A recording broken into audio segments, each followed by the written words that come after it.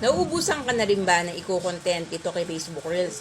Wala ka na bang maisip na idea kung ano ang igagawin mong upload kinabukasan? O sa susunod na araw, ayan, bibigyan kita ng tips para hindi ka maubusan na i-content o i-upload.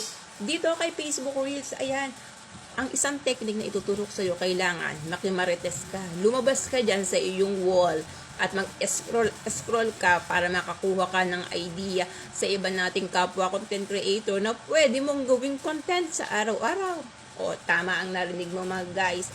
Mag-scroll ka sa iba nating kapwa content creator. Ayan, dahil sa pagiging marites mo na yan, magkakaroon ka ng idea kung ano ang content na pwede mong gawin at i-upload dito sa iyong reels. Ayan. Syempre, hindi mo naman gagayahin. Kumbaga, makakakuha ka lang na idea na pwede mong gawin dito, mas gagandahan mo pa.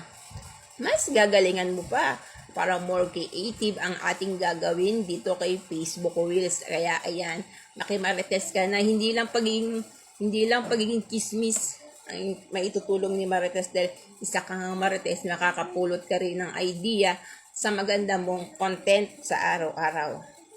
O ano pang hinihintay mo? Follow mo na ako.